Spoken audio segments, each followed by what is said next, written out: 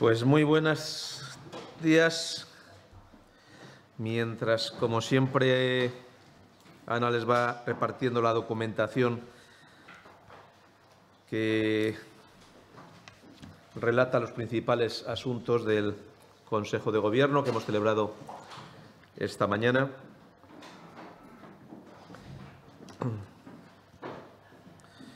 El primero de ello es una aportación de 7,5 millones de euros en el ámbito de la cultura y del turismo para las cuencas mineras, que es un impulso a la gestión del patrimonio cultural, industrial de este importante territorio en las provincias de León y de Palencia. Son subvenciones por un importe global de 7,5 millones de euros para un conjunto de proyectos.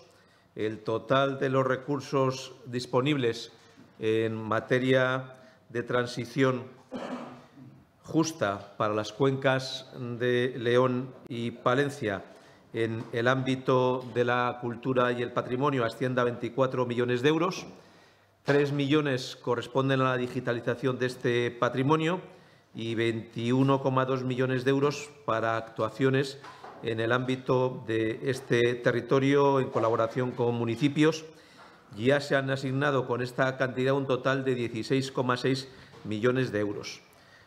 Recordarán ustedes que el pasado 7 de junio hubo una importante aportación económica a diversas entidades locales de Fabero y distintos municipios de la provincia de Palencia, y lo que hay es una aportación hoy de 7,5 millones de euros a municipios de León, en la Pola de Gordón, Sabero, Valdepiélago y Cistierna, y en Palencia a los ayuntamientos de Guardo y Hornillos de Cerrato. Estamos hablando de una distribución conforme a lo que tienen ustedes en la documentación: 329.000 euros en Cistierna para la reforma y adaptación de edificio para centro de recepción del Museo Ferroviario. En Pola de Gordón, 888.000 euros para la rehabilitación de la Fábrica de la Luz. En Sabero, 1,8 millones para la recuperación patrimonial del conjunto histórico minero Herrera. En Valdepiélago, 144.000 euros para la recuperación de la senda de los mineros y la adecuación de las bocaminas de Aviados y Correcillas.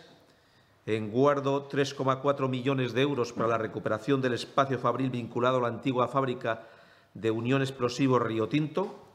Y en Hornillos, 1 millón de euros para la adecuación de las minas de yeso para uso turístico. La Junta va a facilitar alimentos y productos básicos a los ciudadanos de Castilla y León residentes en Cuba que se encuentren en situación de especial necesidad. Son 16.000 euros. Con esta cuantía se financian los gastos derivados de la adquisición y distribución de alimentos y otros productos de primera necesidad, así como diversos insumos para la protección e higiene. 1 millón de euros para financiar a los emprendedores de Salamanca y Zamora conforme al proyecto del Plan Socioeconómico de la Raya que se aprobó en su momento y que permitirá una aportación de 15.000 euros para cada uno de los nuevos emprendedores en este territorio. Recordarán ustedes que ya hemos aprobado en su momento el Plan de la Raya. Esta es una de las medidas, con lo cual lo que estamos haciendo es desarrollar ya el plan, ponerlo en ejecución y que ésta sea efectivo en todos los objetivos que plantea. Estamos hablando de 175 municipios de Salamanca y Zamora y el objetivo es apoyar en los primeros gastos inherentes al inicio de una actividad económica de los emprendedores con una ayuda de 15.000 euros por beneficiario, que es compatible con otras ayudas. El total de los recursos para el Plan de la Raya son 91 millones de euros. Se aprueba una subvención de I+D+I para la empresa quesera Valle de San Juan en Palencia por un importe de 680.000 euros y que derivará una inversión de 3,2 millones de euros. El proyecto tiene como objetivo la obtención de nuevos productos de valor añadido y la incorporación de tecnologías de sistemas de información. Se financia con fondos FEDER. Se estima la creación de 15 nuevos puestos de trabajo y se considera que al final de todo el proyecto, una vez que se haya realizado esta inversión I+D+I, llevará asociada una inversión adicional para un conjunto de 10 millones de euros. Esta empresa dispone actualmente de casi 200 trabajadores, además del efecto tractor para el sector lácteo en el territorio. 225.000 euros para el servicio del mantenimiento de los parques de proveedores de automoción en Villamoriel de Cerrato, Palencia, Valladolid y la nave de archivo en Laguna de Duero. Es el mantenimiento de las instalaciones y la distribución la tienen ustedes en la documentación con cada uno de los importes correspondientes. 260.000 euros para financiar las actividades de la institución ferial de Castilla y León. De esta forma,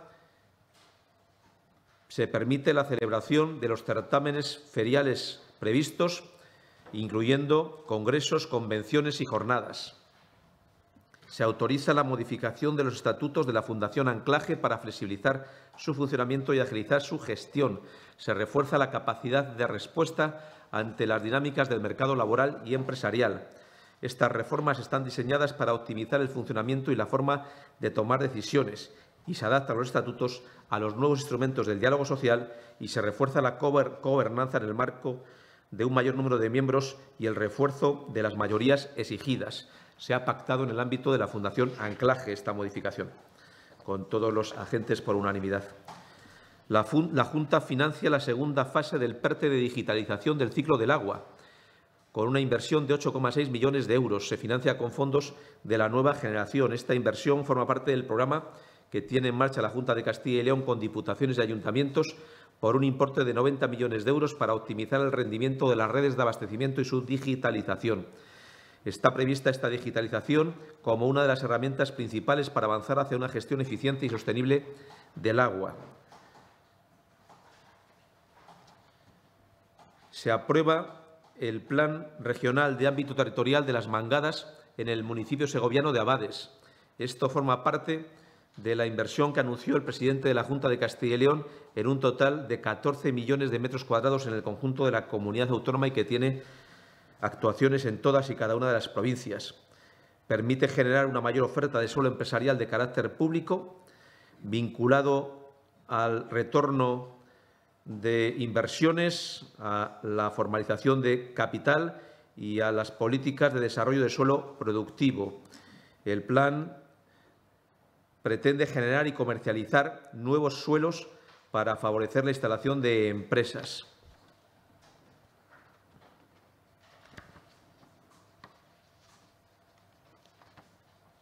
€530.000 euros para mejorar 3 pistas forestales en la provincia de León. En conjunto estamos hablando de 54 kilómetros de pistas forestales y se financia con fondos europeos. Tienen ustedes cuáles son las pistas afectadas, cuál es la longitud de cada una de ellas. Las actuaciones irán encaminadas a la mejora del drenaje de las pistas, a frenar los procesos de erosión, a conservar los cortafuegos, los desbroces y la eliminación de badenes. 360.000 euros para mejorar varias masas forestales en la provincia de Palencia. Se financia también con fondos europeos. Incluye el tratamiento de masas de robles, tratamientos selvícolas, desbroces y clareos, limpieza de fajas mediante cortafuegos y el desbroce de cunetas y caminos. Se extiende la bonificación del 25% en los trayectos ferroviarios de media distancia para conectar Ávila, Salamanca y Soria. Saben ustedes que tenemos esta bonificación del 25% en varias líneas que son obligación de servicio público. En algunas de ellas, por carecer del servicio de Avant, lo que hacemos es extender este tipo de actuaciones a otras líneas, en este caso de media distancia. Es un nuevo convenio que se formaliza con Renfe y que permite extender esta tarifa a servicios de media distancia convencional, hasta ahora era solo Avant, para dar respuesta a las necesidades de los ciudadanos en 3 provincias en sus desplazamientos habituales. Tengan ustedes en cuenta, por ejemplo, que Ávila y Soria no tienen conexión todavía de alta velocidad ferroviaria, no se estaban beneficiando del convenio que teníamos en marcha y parecía oportuno poner en marcha también este convenio, extendiéndolo a media distancia y, por tanto, a actuaciones en estas provincias que, sin ser Avant, sin ser de alta capacidad, pues permitiera comprometer apoyo en todas las provincias de Castilla y León. No todas las provincias tienen estas prestaciones, pero sí todas las provincias tienen el apoyo de la Junta de Castilla y León en estas conexiones. Se va a aplicar a todos los ciudadanos empadronados en nuestra comunidad que se puedan beneficiar de esta actuación. Se autoriza la integración de un tramo de carretera en la red de carreteras de la Diputación de Salamanca. Hablamos de la vía entre Galindo y Perahuí. Son 830 metros de acceso al municipio desde la Nacional 620. 3,2 millones de euros para suministros sanitarios en Palencia, Segovia y Valladolid. En Palencia, 1,3 millones de euros para adquirir material fungible para cirugías guiadas por el robot Da Vinci en el servicio de urología. 846.000 euros en Segovia para la realización de procedimientos de cataratas. 741.000 euros en el Clínico de Valladolid para la contratación de suministros de lencería y vestuario. Y, finalmente, 299.000 euros en el Clínico Universitario de Valladolid para adquirir otros suministros. Se autoriza las obras para terminar el Centro de Salud de Madrigal de las Altas Torres. Son 2,8 millones de euros en este municipio de Ávila, que va a pasar de tener 31 espacios actuales a un total de 69, duplicando la capacidad asistencial. Tienen ustedes el detalle que supone esta inversión y lo que supone de cambio. La unidad de preparación al parto pasa de una consulta a 5 y se prevé, por ejemplo, una unidad de rehabilitación. Y la zona destinada a atención continuada de urgencias crece de 6 a 11 espacios. Tienen ustedes el conjunto de las actuaciones previstas y las obras que están estimadas. 1,7 millones de euros para adquirir el material del cribado para el virus del papiloma humano de alto riesgo, tanto en el caso de mujeres como de hombres, y se aplica, en este caso, a niñas y niños. Se destina estos reactivos y material fungible, así como el arrendamiento de equipos necesarios para la determinación del virus del papiloma humano de alto riesgo. Tienen ustedes toda la documentación de la que estamos hablando. 370.000 euros para la modernización y difusión del Centro de Patrimonio Cultural de la Comunidad dentro del proyecto europeo KHN, Knowledge Heritage Network, que es una red de conocimiento del patrimonio. Son servicios de desarrollo para la modernización e interoperabilidad y difusión del Censo del Patrimonio Cultural. Se financia con fondos europeos de la nueva generación, de ahí el nombre también que tiene y que se aplica a este caso. La tecnología añade un valor económico al sector del patrimonio y el material cultural digitalizado puede utilizarse para mejorar la experiencia de los visitantes, desarrollar contenidos pedagógicos, documentales, aplicaciones turísticas y juegos, además de las nuevas tecnologías, y también puede ayudar a mejorar la eficiencia en la gestión y conservación del patrimonio. 26.000 euros para apoyar el funcionamiento y la actividad de la Escuela de Tauromaquia de Salamanca. Se apoya así la labor de promoción de la tauromaquia, que es declarada, como saben ustedes, bien de interés cultural. Y, finalmente, se otorga una ayuda de 25.000 euros a la Fundación Manuel Ramos Andrade para el desarrollo del ciclo de conciertos Las Noches de Lis, que se van a celebrar en el Museo de Art Nouveau y Art Déco Casa Lis entre el 26 de junio y el 26 de julio de este mismo año en Salamanca. Y estos son todos los acuerdos, o los principales acuerdos que se han tomado hoy. Ven ustedes que hay un énfasis especial en el ámbito de la cultura, de la protección del patrimonio, como seña de identidad de nuestra comunidad autónoma. Castilla y León es la comunidad de España que tiene más bienes culturales catalogados, la que tiene un mayor patrimonio histórico y la que tiene también, a su vez, un mayor número de bienes patrimonio de la humanidad. Y es lógico también este esfuerzo que hacemos en el ámbito de la protección y promoción de la cultura. Y esta inversión que ven ustedes en el ámbito del patrimonio pues configura una parte relevante de las actuaciones en el día de hoy o en el Consejo de Gobierno de hoy. Y sin más, como en ocasiones anteriores y como siempre, pues estoy a su disposición por si realizan preguntas y también sobre estos temas o sobre cualquier otro que pueda suscitar su interés. Buenos días. Me gustaría preguntarle por la no publicación de un acuerdo del Consejo de Gobierno de la semana pasada por los 48 millones que se aprobaron para Radio Televisión Castilla y León. ¿Por qué a fecha de hoy todavía no se ha publicado? Si es que tienen algún tipo de duda legal en base a la Ley de Publicidad que se aprobó ayer en las Cortes o a qué se debe esta demora? Muchas gracias. Pues creo que les informamos del acuerdo y estamos en plazo para su publicación. No sé muy bien cuál es el motivo concreto, pero hemos dado información y transparencia sobre este asunto para que sea de su público conocimiento.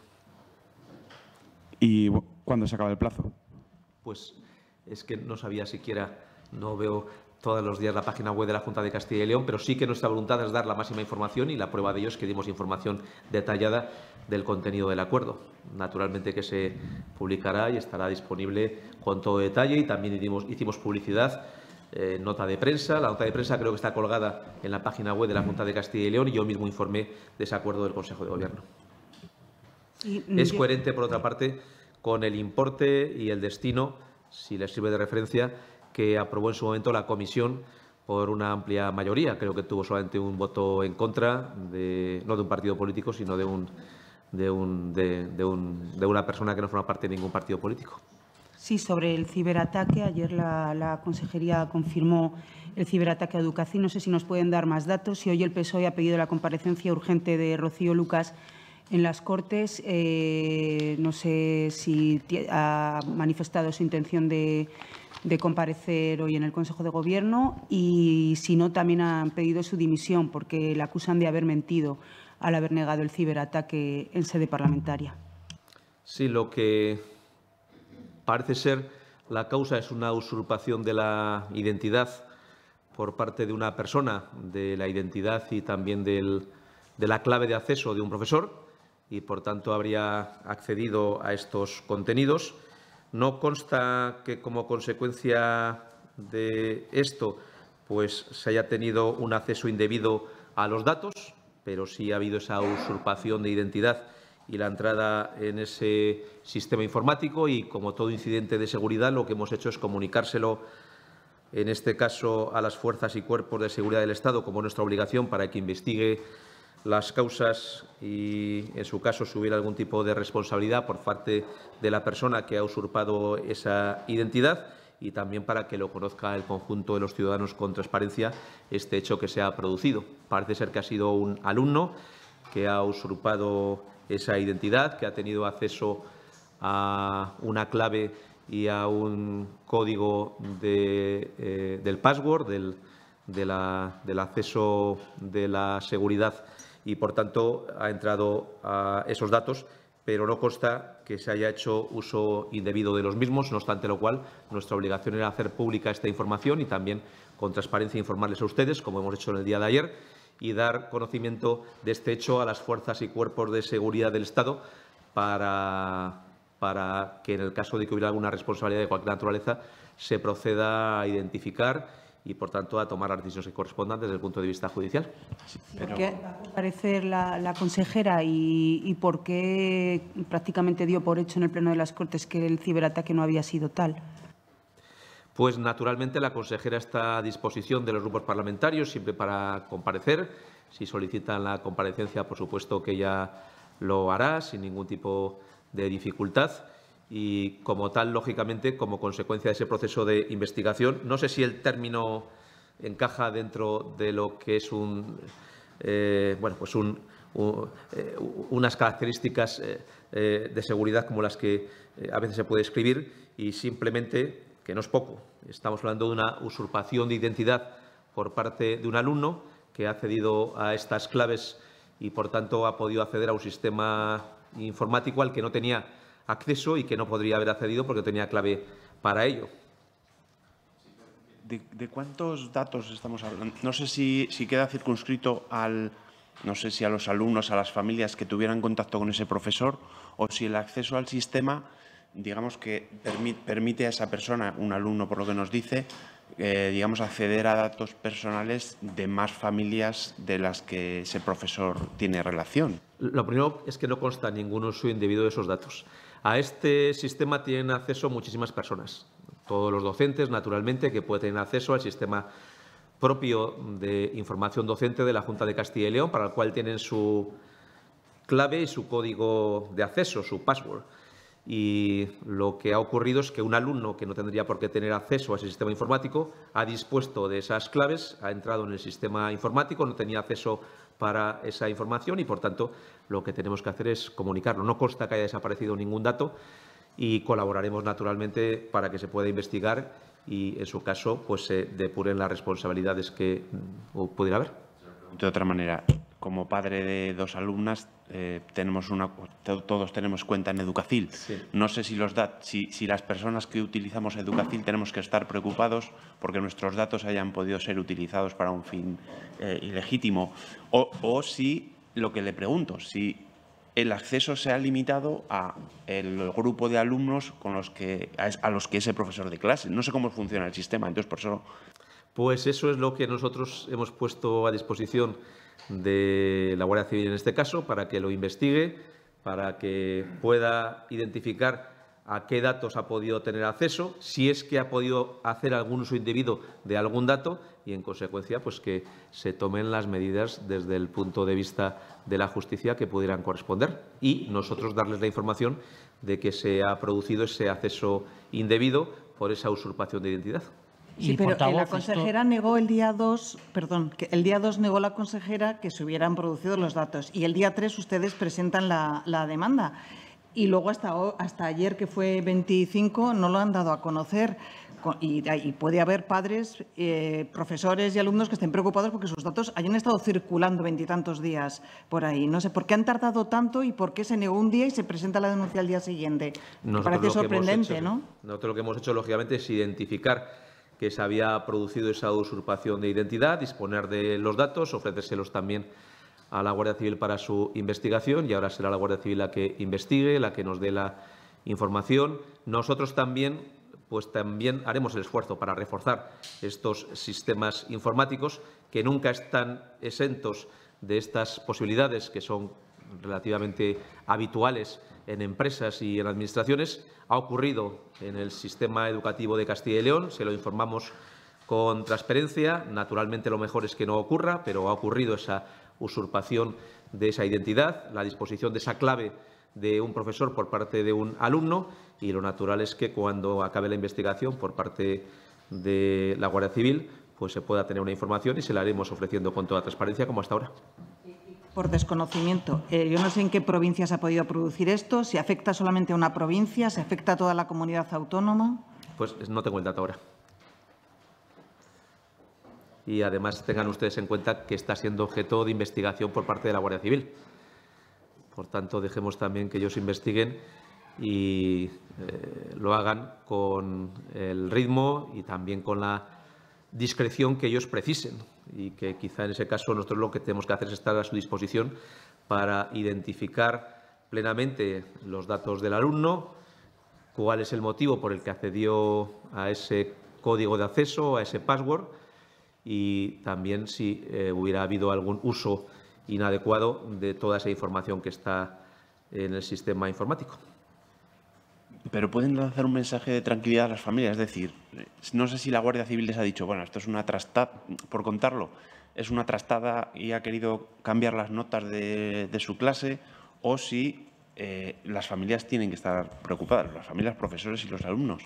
Yo lo que les puedo decir es que la Junta, en cuanto lo detecta, ha dado transparencia de los hechos a la sociedad a través de los medios de comunicación, ha hecho pública una nota de prensa, ha comunicado esta información a la Guardia Civil y la Guardia Civil tendrá que dar la información de cuál es el motivo, si se identifica, tomar declaraciones.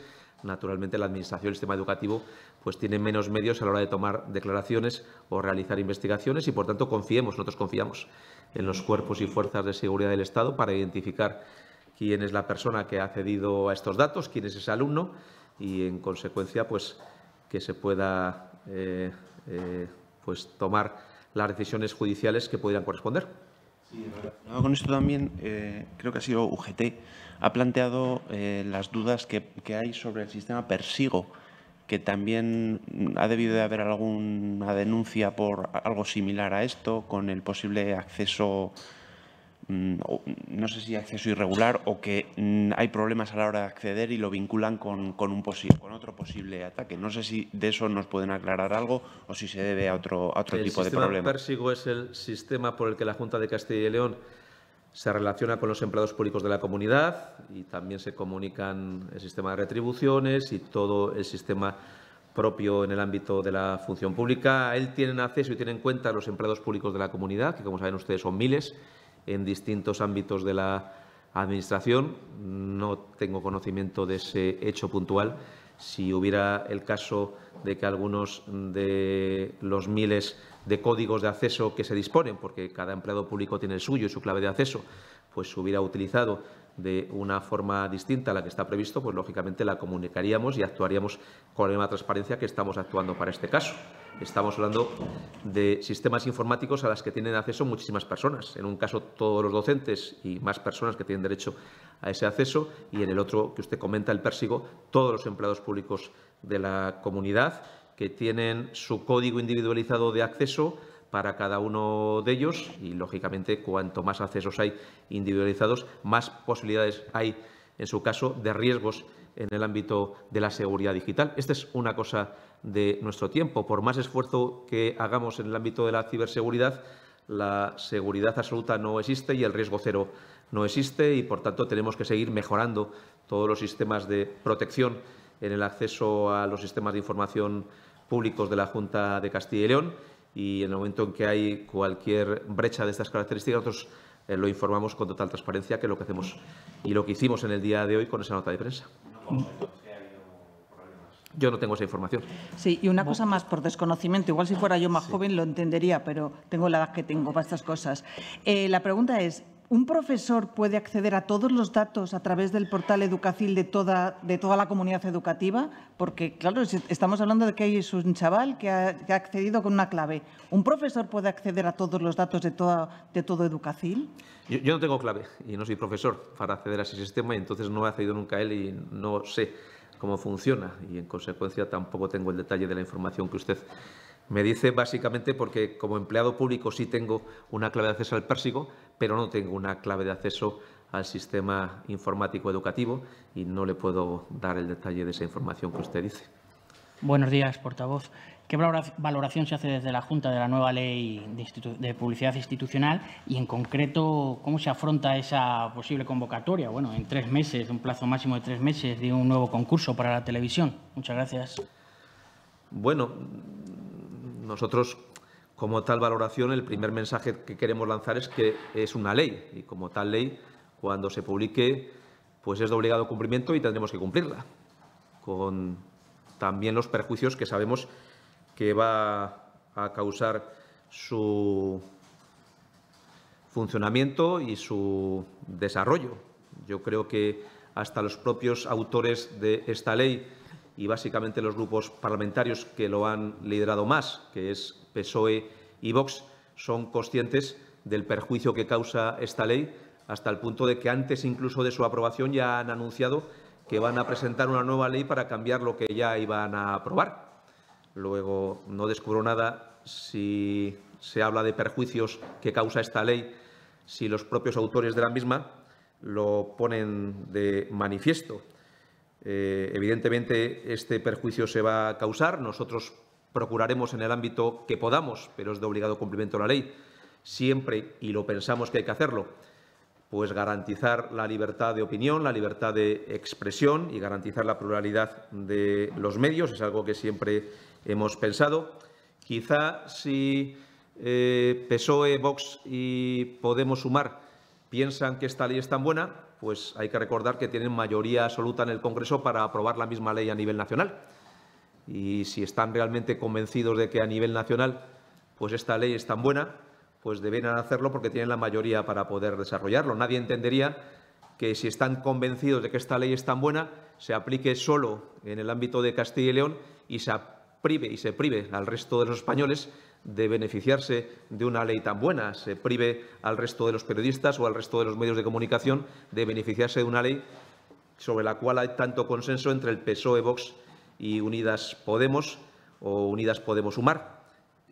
Por tanto, esa es una reflexión primera que hay que hacer. A partir de ahí, ¿Qué vamos a hacer nosotros? Pues se constata que hay una cierta colisión entre algunos aspectos de la ley y alguna legislación básica, básicamente lo que tiene que ver con la ley del contrato de las administraciones públicas, la ley de contrato del sector público. Esta ley es una ley básica y, por tanto, no podemos olvidar que estamos hablando de aspectos vinculados a la contratación administrativa, que establece cuáles son las causas, la ley de contratos del sector público, por lo cual un contratista puede quedar excluido o puede no participar y, por tanto, queremos ver cómo se puede aplicar o cómo se puede desarrollar esta ley aprobada en Castilla y León. A estos efectos, en cuanto la ley se publique, pediremos informe al Consejo Consultivo de Castilla y León para que nos oriente sobre su aplicación, un dictamen del Consejo Consultivo para que podamos examinar las imprecisiones y las lagunas jurídicas que se pudieran detectar. En particular, hay algunas de ellas que resultan de interés. ¿En qué medida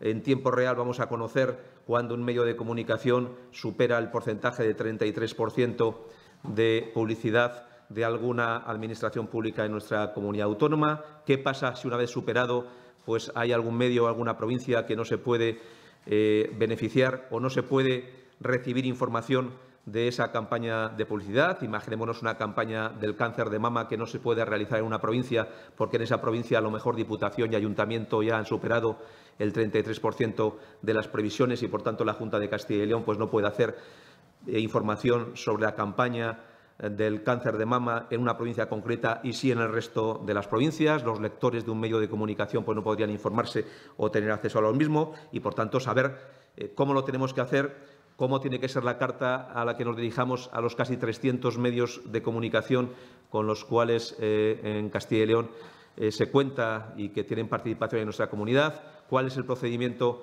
para que estos medios tengan que dar toda esa información puntualmente, el procedimiento para excluirles de la contratación. Eso es, en definitiva, lo que pediremos al Consejo Consultivo para que se nos informe, se nos detalle y lo haremos en el momento mismo que esta norma se publique en el Boletín Oficial de la Comunidad. Esto en lo que respecta a una parte de su pregunta, que es lo relativo al funcionamiento ordinario. Hay otra parte que tiene que ver con las licencias y, a este respecto, es de aplicación, por un lado, tanto la Ley de Castilla y León como la Ley General de Comunicación Audiovisual Nacional. A este respecto, los medios de comunicación que ya tienen una licencia conforme a lo previsto en la Ley 7/2010 de 31 de marzo, pasados 15 años, tienen que renovar esta licencia, cosa que ocurre en este año 25 y es de aplicación a este respecto el artículo 29 de la Ley 13/2022, en este caso, porque se modificó la anterior, esta es de 7 de julio. La Ley General de Comunicación Audiovisual es una ley nacional de carácter básico que dice que la licencia se otorgará para la explotación por el licenciatario y por el plazo de 15 años. Transcurridos estos 15 años, que esto ocurre ahora, es lo que lleva aparejado, en su caso, la renovación de la licencia. Y dice ese mismo artículo, que es básico, las sucesivas renovaciones de las licencias serán automáticas y por el mismo periodo estipulado inicialmente para su disfrute, siempre que se cumplan 3 condiciones, que son las que establece la ley, que tiene que demostrar la entidad que obtuvo en su momento la licencia, es decir, que haya satisfecho las mismas condiciones exigidas para ser titular de ella y se hayan cumplido las establecidas para la prestación del servicio. Segundo, que no existan obstáculos técnicos sobrevenidos e insalvables en relación con el espectro de las licencias afectadas. Y tercero, que el titular de la licencia se encuentre al corriente en el pago de las tasas por la reserva del dominio público radioeléctrico que está previsto en esta ley. Si las entidades que actualmente tienen licencia acreditan el cumplimiento de estas 3 condiciones, lo que tienen, según la ley estatal, que es de carácter básico, es una renovación automática en las licencias. A estos efectos, algunas ya han tramitado esta solicitud en el plazo establecido, que son 6 meses anteriores al acabar la licencia. Aquellas que lo hayan cumplido, pues lógicamente serán objeto de esta renovación automática prevista en la ley, que iremos publicando en el Boletín Oficial de la Comunidad a medida que lo vayan cumpliendo. No obstante lo cual, nuestra intención también, y en aplicación de la nueva ley, es licitar una nueva licencia de televisión y, por tanto, nos dirigiremos al Ministerio competente, que es el de Transformación Digital, para ver si sigue vigente ese espacio radioeléctrico de competencia autonómica para una licencia adicional que nos podía competir, y si sigue vigente y sigue libre, pues la utilizaremos para el desarrollo de la nueva ley y, por tanto, para la licitación, en este caso, o para la convocatoria, que es el término más correcto, de una nueva licencia y una nueva autorización de emisión de un espacio radioeléctrico, que lo que se hace en Castilla y León es la utilización del espacio radioeléctrico. A la primera parte está sometida ya alguna licencia de televisión y muchas licencias de radio que tienen aparejada la renovación automática si cumplen las condiciones, y en el segundo, pues aquel que se presente para utilizar ese espacio radioeléctrico que se nos pueda asignar a la comunidad autónoma para una nueva licencia y, en su caso, lógicamente, para la autorización de la misma. Entonces, creo recordar que en esa ley aparecía como condición también que no hubiera modificación, creo recordar, sustancial de la licencia o algo así, creo recordar. Es el artículo 29 de la Ley 13/2022, 7 de julio, General de Comunicación Audiovisual, y ahí ponen las tres condiciones. Si quieres se las vuelvo a leer, pero es consultable por todos ustedes. Sí. Lo que sí que les digo es que es una ley que tiene 3 años en este momento, va a hacer, que es una legislación básica, por tanto es aplicable a todo el territorio nacional que estamos afectados por esta condición, que es una autorización o una renovación automática para todas las licencias que cumplan los 15 años, y esto ocurre en algunas decenas de las que se han concedido en nuestra comunidad autónoma, y que esta renovación de la licencia es automática, siempre y cuando se cumplan esas 3 condiciones, que no son una u otra, son las 3 a la vez. Tienen que haber pagado la tasa correspondiente y acreditarlo, y es una tasa nacional, no es a la Junta de Castilla y León. No tiene que haber obstáculos técnicos y, por tanto, no tienen que estar en un espacio radioeléctrico que puede crear dificultades, y tienen que satisfacer las mismas condiciones exigidas para ser titular de ella y que se hayan cumplido las establecidas para la prestación del servicio. Son cuestiones que tienen que acreditar, y si se acredita, la renovación es automática. Para intentar contarlo bien, entiendo de lo que nos ha dicho que no sé si nos puede decir si la empresa titular actualmente de la licencia sí que ha solicitado esa renovación, si nos lo puede confirmar. Entonces, entiendo que lo que va a hacer la Junta es que esa licencia automáticamente se renueve y convocar otra que podría perfectamente quedar desierta, entiendo. Y no sé si nos puede adelantar si la Junta estaría dispuesta a financiar del mismo modo esa nueva licencia, es decir, que alguien que viniera, una empresa que viniera a concursar en esa licencia tendría las mismas condiciones de financiación pública que tiene la empresa actual. Esta norma se aplica tanto para las licencias, ahora se llaman licencias, según la legislación nacional, de radio como de televisión. Creo que son 136 las licencias de radio que estarían afectadas por este hecho, y creo que son 2 las licencias de televisión de ocupación del espacio radioeléctrico. Sí le confirmo que ya bastantes de estas licencias han pedido la renovación automática, están justificando su documentación. En concreto, creo que ya la han cumplido las licencias de televisión y alguna licencia de radio, y las iremos informando y concediendo estas autorizaciones automáticas que corresponde a medida que se vayan cumpliendo. Efectivamente, en relación con su pregunta, sí, sacaremos una nueva licencia a concurso, es lo que prevé la nueva ley. Castilla y León tenía una reserva de un espacio radioeléctrico que en su momento no sacó a concurso, pero que se podría sacar. Lo que tenemos que comenzar es pidiendo al Ministerio de Transición Digital, creo que se denomina en cuanto se publique la ley, si sigue vigente ese espacio radioeléctrico libre para una asignación autonómica y, si sigue libre, naturalmente, pues se procederá a convocar la nueva licencia. Efectivamente, se podrá presentar quien quiera. Preguntaba usted si tenemos garantías de que se vaya a poder otorgar una licencia. Pues no sabemos quién se puede presentar, ni si van a poder cumplir las condiciones de la licencia y las condiciones también que establece la ley. Y, por tanto, hasta que no se convoque, no se abran las plicas y no se produzca la resolución, será muy pronto también para saber quién puede estar interesado en concurrir a esa nueva convocatoria, que lógicamente se hará en condiciones de igualdad y de capacidad de demostrar las mejores condiciones para dar solvencia y seguridad en torno al funcionamiento de una nueva licencia en este ámbito. Sí, en resumen. Naturalmente, trataríamos de buscar siempre las máximas condiciones de igualdad de todos los participantes. En resumen, nos podríamos encontrar, si hay alguien dispuesto que cumple condiciones y se presenta al concurso, nos podríamos encontrar con 2 televisiones autonómicas.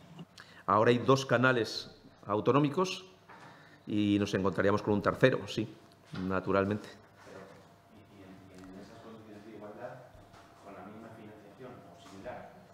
Es lo que siempre hemos procurado y, naturalmente, pues buscaríamos que fuera así, en las mismas condiciones de exigencia y de garantía para todos ellos, para que pudieran participar. Pero esto es algo también que, en su caso, tendríamos que consultar al Consejo Consultivo, porque no hemos conocido más que el principio de la ley, ese detalle que usted comenta, el cómo arbitrarlo, el cómo resolverlo, pues también tendríamos que identificarlo con el Consejo Consultivo. Pero, efectivamente, hay 2 canales autonómicos en este momento en Castilla y León. Se convocaría un tercer canal autonómico y, por tanto, si existiera libre todavía ese espacio radioeléctrico que fue asignado a nuestra comunidad, pues se asignaría al que presente la mejor oferta. Vamos a ver esas ofertas, si se presentan, en qué condiciones y cuál es la mejor. Sí, sobre también financiación de la televisión autonómica. Hemos visto que de esos 48 millones, la partida respecto al año pasado ha aumentado 2 millones, con unos presupuestos prorrogados. Este aspecto lo señaló el Francisco Igea en el Pleno e incidió que había aumentado la denuncia en Fiscalía sobre este punto concreto, señalando precisamente de que esos 2 millones más que se dan tienen que salir de algún lado. Y me gustaría saber si esto es ilegal o irregular, por una parte, y luego, por otra parte, de si esto es legal, ¿de dónde se sacan esos 2 millones de euros?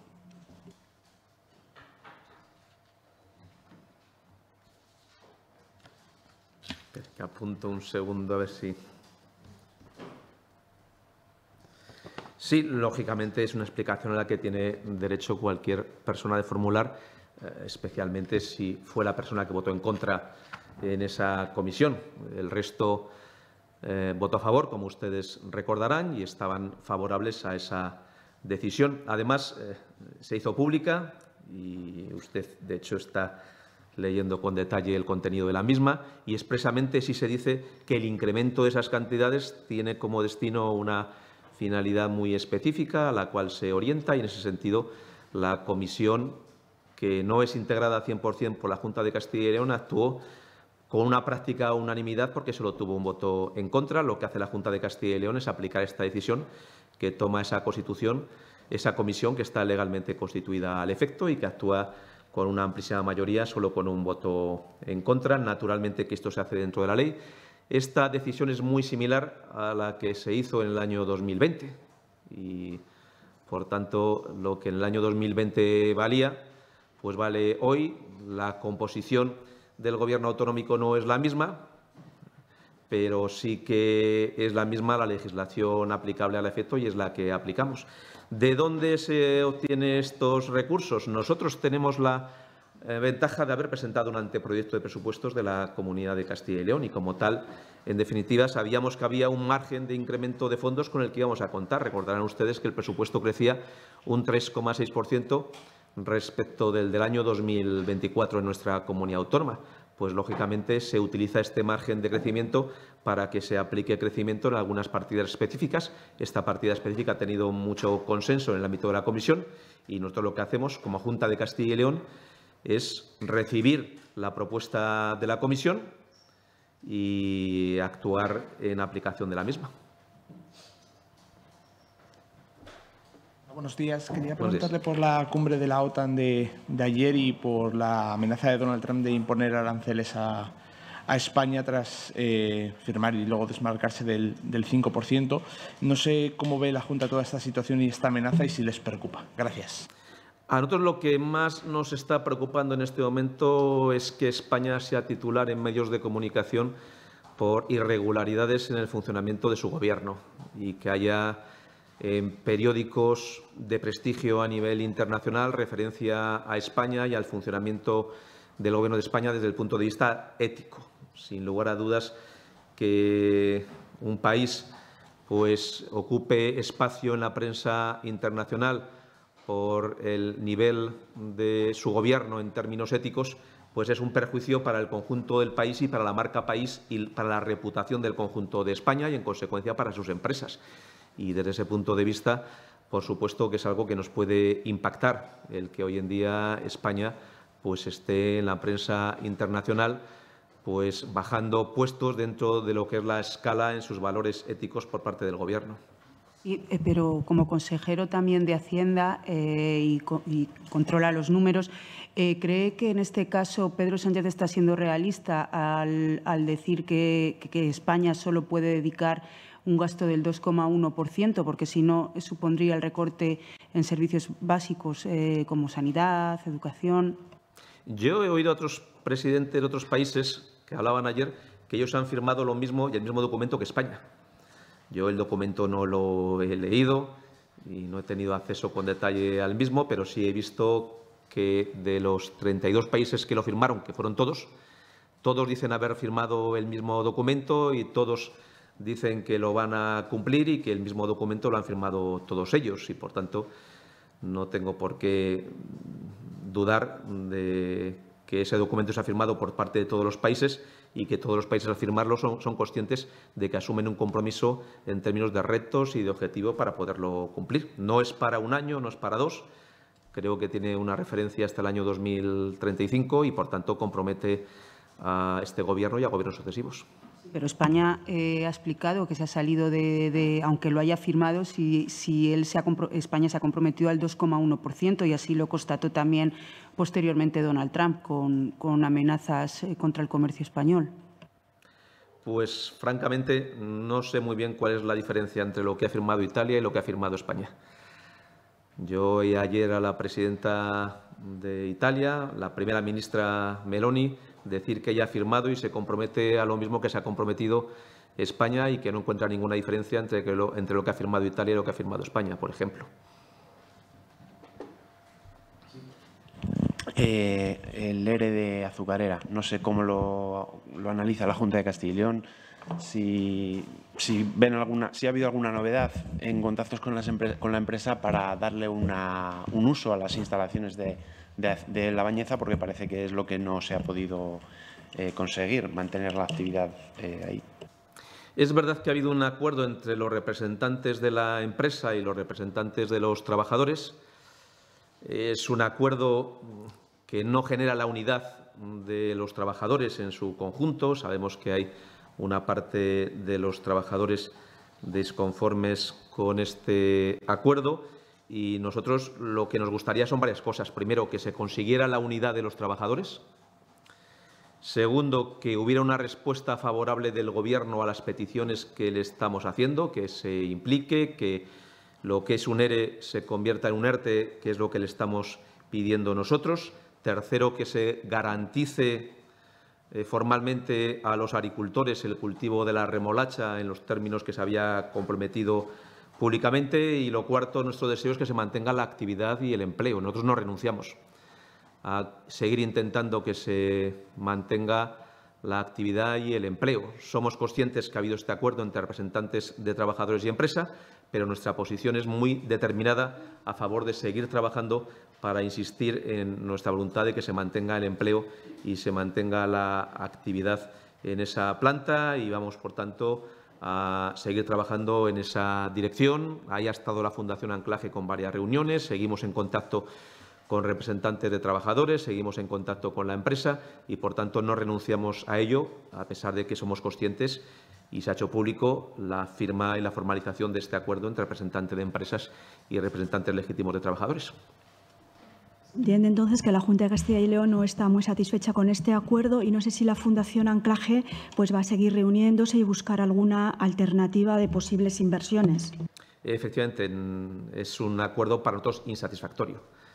Puede ser un acuerdo satisfactorio para las partes firmantes, para la empresa y para los representantes de los trabajadores que firman, pero para nosotros es insatisfactorio, porque no garantiza la unidad de todos los trabajadores, no garantiza que contemos con una respuesta favorable del Gobierno a que esto se convierta en ERTES en vez de ERES, no garantiza fehacientemente el derecho de los productores de los remolacheros y no garantiza, como queremos nosotros, la actividad y el empleo en La Bañeza.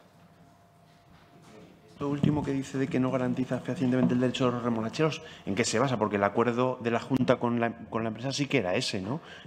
¿Por qué dudan de que la empresa vaya a cumplir ese acuerdo? Bueno, nosotros no tenemos ningún acuerdo con la empresa. El presidente ha tenido y las consejeras reuniones con la empresa. Y la empresa lo que sí ha hecho es manifestar su compromiso de seguir prestando este servicio y también logístico a los agricultores. Pero queremos también que se manifieste fehacientemente mediante el acuerdo y, por tanto, que se manifieste en un documento ese compromiso, no solamente sea como consecuencia de una reunión que se haga público pues un compromiso, sino queremos, porque nos da más seguridad, que se plasme por escrito, que haya un documento formal que certifique que esto es así y que, por tanto, nos garantice con más seguridad que esto se va a poder cumplir. Daba por la Fundación Anclaje, aparte de las reuniones que ya ha tenido, si va a mantener más reuniones para buscar alguna inversión.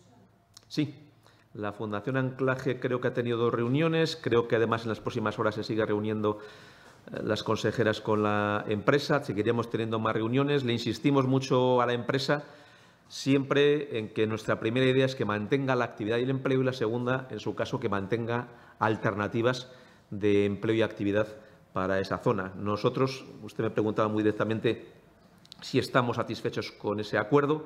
Puedo entender que las partes que lo firman puedan estarlo. Nosotros no estamos satisfechos. Para nosotros, para la Junta de Castilla y León, es un acuerdo insatisfactorio porque no garantiza el empleo, no garantiza la actividad, no garantiza la permanencia del futuro de esa planta y tampoco garantiza suficientemente mediante documentos el compromiso del Gobierno de España ni la garantía del mantenimiento de la producción remolachera en favor de los propios agricultores. Sí, hola, buenos días. Ha dicho antes que van a pedir un dictamen al consultivo sobre la Ley de Publicidad Institucional para ver si hay lagunas jurídicas. Entiendo que si el consultivo les dice que sí que la hay, que sí que hay alguna irregularidad, ¿la Junta tiene pensado recurrir esta ley? Esta pregunta la hicieron ustedes el otro día y insisto, tiene 2 partes. En la primera parte del tema, ¿no? La Junta no tiene capacidad para poder recurrir una ley autonómica de su propia autonomía. Es una cosa que puede, en principio, parecer chocante, pero es así. Podemos recurrir las de otras comunidades autónomas que nos afecten, pero por su propia naturaleza no podemos recurrir nuestra propia ley y, por tanto, no somos parte que podamos recurrir. Además de que, lógicamente, no somos parte afectada, que, aunque fuera el caso, tampoco podríamos porque es una ley autonómica. No somos parte afectada porque a quien perjudica esta ley no es a la Junta de Castilla y León. Va a ser a los colectivos a los cuales se refiere la ley, que son los principales perjudicados de esta ley, no es la Junta de Castilla y León. Nosotros vamos a cumplir la ley y esa es nuestra voluntad de cumplirla. La pregunta no es al Consejo Consultivo si hay alguna parte que no tenemos que cumplir, porque, lógicamente, nuestra voluntad es cumplir la ley. La pregunta es cómo tenemos que cumplirla, sabiendo que hay otras legislaciones básicas que pueden entrar en colisión con la legislación autonómica. Y, por tanto, nosotros no es una pregunta que le hagamos al Consejo Consultivo diciendo si hay alguna parte de la ley que no tengamos que cumplir. La ley está vigente cuando se publique en el boletín, cuando acabe el vacatio legis y será de obligado cumplimiento también para la Junta de Castilla y León. Nosotros vamos a cumplir la ley. Lo que sí vamos a hacer es una pregunta de cómo se garantiza ese cumplimiento. Cuando se nos dice que nadie que tenga un 33% de ingresos públicos pues puede ser objeto de un contrato, y la Ley de Contratos establece con muchísimo detalle quiénes son los excluidos de la contratación de la Administración, pues es para saber cómo tenemos que hacer nosotros esto. Si tenemos que conocer en tiempo real esas cuentas de quien se presente a la licitación para poder constatar estos hechos. ¿Qué pasa si en algún medio de comunicación o en alguna provincia pues la Diputación y los ayuntamientos pues ocupan toda esa cuota del 33%? En esa provincia la Junta de Castilla y León ya no puede informar sobre las campañas sanitarias o de vacunación, por ejemplo. Estas son las cuestiones que le vamos a pedir al Consejo de Cuentas para tener la seguridad de cómo poderlas hacer. Pero, naturalmente, nosotros vamos a cumplir la ley. Es una ley y está por encima de cualquier norma que el Gobierno autonómico pueda aprobar, sea decreto o sea orden de una consejería. Sí que es verdad que, como hay una colisión con algunas normas, pues lo que queremos es ver cómo se desarrolla, cómo se aplica, cómo podemos abordar esta colisión entre normativas básicas del Estado y la de carácter autonómico, siempre con la voluntad de cumplirlo, pero siempre también con la voluntad de cumplirlo lo mejor posible, y para eso es la consulta al consultivo. Sobre esto, ¿en la práctica la Junta va a tomar alguna medida, digamos, preventiva para no sobrepasar ese límite? Es decir, o va a seguir con las campañas de publicidad institucional como venían, como estuvieran programadas. No sé si en algún caso en el que parezca claro que ese 33% se ha superado, se pararía o se mantendrá hasta que un poco se clarifique cómo va a quedar la aplicación de la norma. También de aquí se derivan dos cuestiones. La primera cuestión es que la ley todavía no está en vigor, pero la segunda cuestión es que la ley es aplicable desde el momento que está en vigor.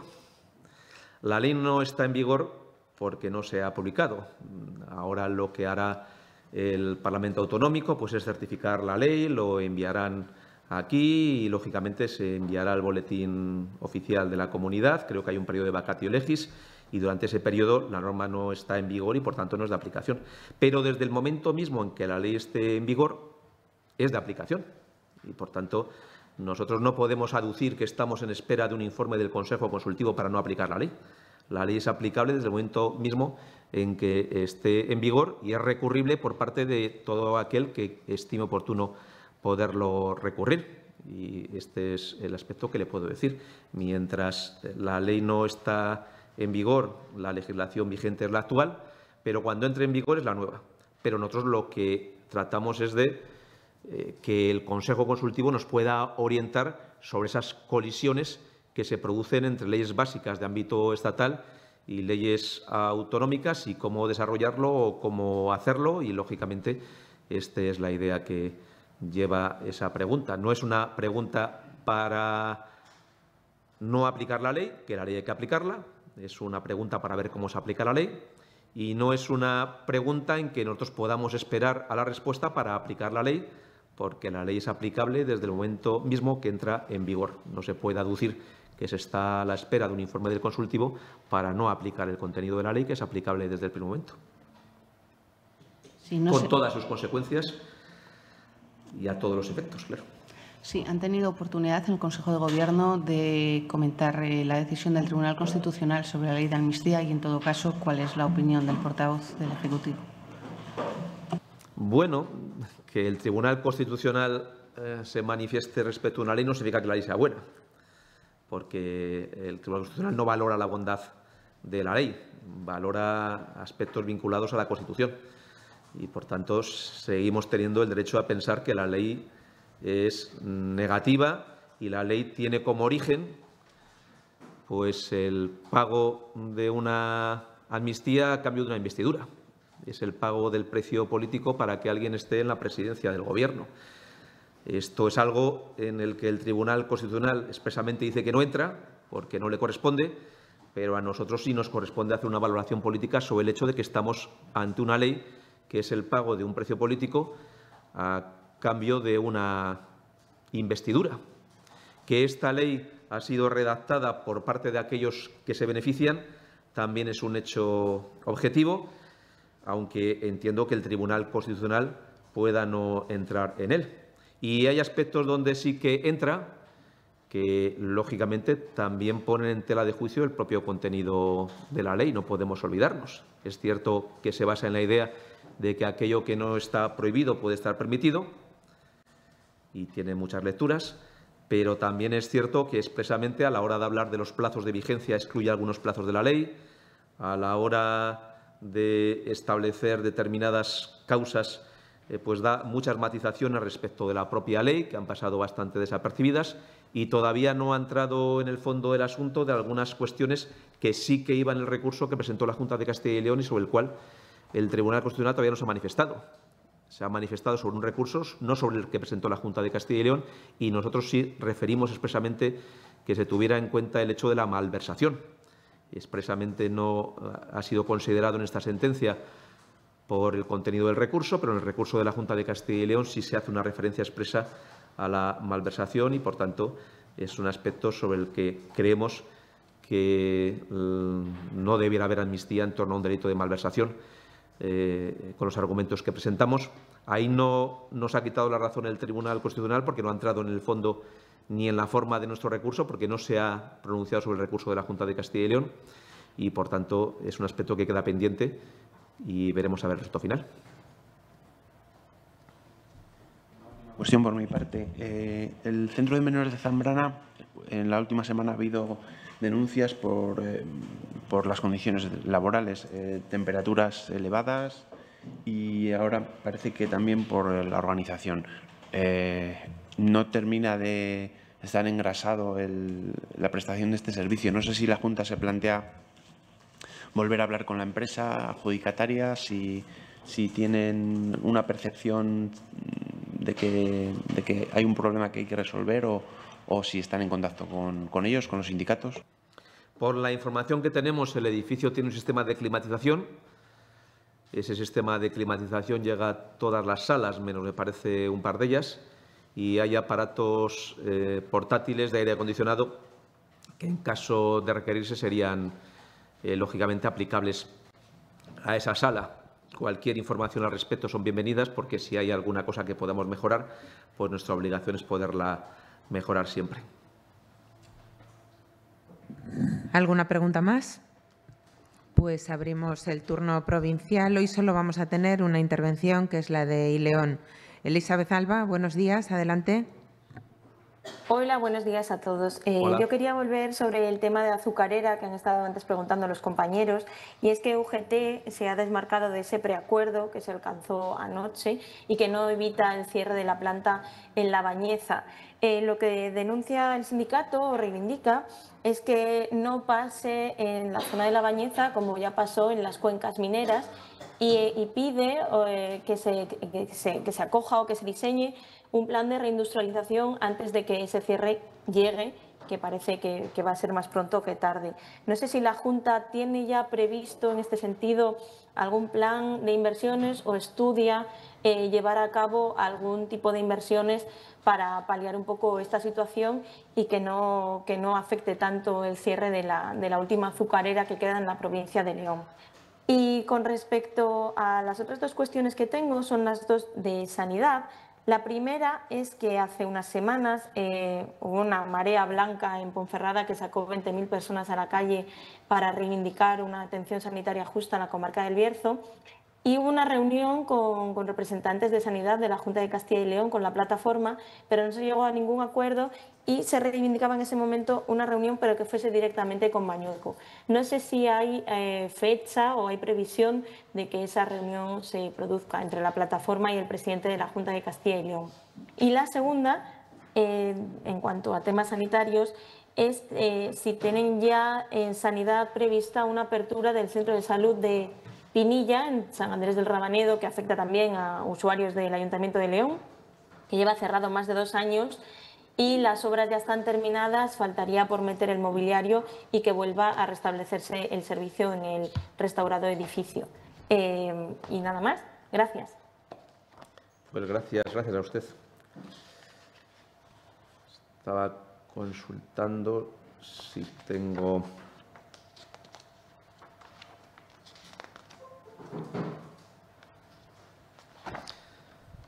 Bien, me pregunta en primer lugar por el caso de Azucarera. Yo le comentaba un hecho que usted ha insistido y por tanto coincidimos que no hay consenso absoluto entre los representantes de los trabajadores, si bien es cierto que aquellos que tienen la capacidad de firma pues están alcanzando un acuerdo con la empresa y, por tanto, hay algunos que discrepan de ese acuerdo y a nosotros nos gustaría que el acuerdo pues tuviera en cuenta la opinión de estos trabajadores que se sienten excluidos de ese acuerdo, aunque es verdad que su posición es minoritaria respecto de aquel que legítimamente, según la legislación laboral, tiene la capacidad de la firma de los acuerdos. ¿Nosotros qué plan tenemos?, preguntaba usted. Nosotros tenemos un plan, primero, que es en el que estamos trabajando, que es evitar el cierre. Estamos trabajando y exigiendo que se evite el cierre de esa azucarera y, por tanto, insatisfactorio es el término que hemos usado aquí para el acuerdo que se ha alcanzado, porque el acuerdo no solamente no garantiza ese cierre, sino todo lo contrario. Y, por tanto, nosotros que estamos trabajando para el cierre, ese es nuestro primer plan, y a ese plan se une el que el Gobierno se siente seriamente a colaborar y que el Gobierno rechace el ERE que se ha solicitado y lo convierta en un expediente temporal que nos dé margen suficiente para poder trabajar en la búsqueda de una solución para evitar el cierre. ¿Cuál es la segunda plan que tenemos? Pues tener alternativas a esa actividad. Y también en eso es lo que estamos exigiendo a la empresa, que si al menos la empresa no puede garantizar permanecer con la misma actividad, pues establezca alternativas de otras actividades que sean viables, que nos garanticen empleo y riqueza para la zona. Ese es nuestro plan y en lo que estamos trabajando, y por eso el acuerdo que satisface a las partes, si no lo hubieran firmado, es insatisfactorio para nosotros porque no garantiza la permanencia de la actividad, del empleo, el compromiso por parte del Gobierno y también el futuro del sector para los agricultores. La segunda cuestión que usted planteaba era en relación con el compromiso que tenemos para la sanidad del Bierzo. Está descrito, lo estamos desarrollando. Nos reunimos con todo aquel que quiera aportar ideas. Estamos siempre abiertos a estas reuniones en el ámbito sanitario y particularmente, además, el plan de trabajo que tenemos lo hemos hecho con la Sociedad Científica de Oncología Española, con la que tenemos una línea de trabajo y con la que estamos desarrollando la mejor sanidad de la que somos capaces en esa zona, dentro de las limitaciones en donde nos pasa, como en el conjunto de España, que faltan profesionales sanitarios. Y en relación con el Centro de Salud de La Pinilla, lo que dice usted es cierto. Estamos hablando de una obra que está ya en la fase final, el compromiso se está realizando, estamos en la fase de equipamiento. En el momento en que tengamos fechas de apertura concretas, les podremos informar. ¿Alguna cuestión más? Sí, adelante. pasan justo ahora. Los compañeros del norte de Castilla publican que la Fiscalía investiga de oficio si la obra de la estación de autobuses de Valladolid es legal. No sé si la Junta tiene alguna notificación o ha recibido esa petición de documentación y, en cualquier caso, si considera la Junta que está todo en orden o puede haber alguna cuestión que aclarar. Pues, como usted sabe, tenemos un compromiso de hacer una inversión en esa estación. Nos parece que esa estación requiere de esas inversiones. Hay un acuerdo con el Ayuntamiento, que es el que otorga la licencia. Ha habido una denuncia por parte de un grupo que creo que es político, o se ha configurado como grupo político a presentarse a unas elecciones y, lógicamente, la Fiscalía pues tiene la obligación de investigar. Ayer mismo también envió a medios para que pudieran certificar el estado de las obras. Estamos a disposición y nosotros, lógicamente, nuestra idea es llevar a cabo una obra que creemos que es necesaria. Si hubiera alguna decisión en donde se piense que esa obra no es necesaria, no cumple condiciones u otras circunstancias, pues lógicamente se valoraría.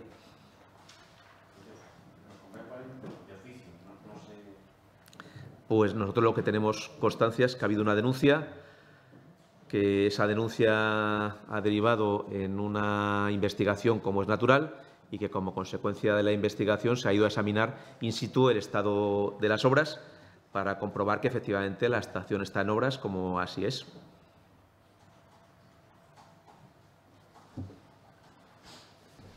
Pues muchas gracias.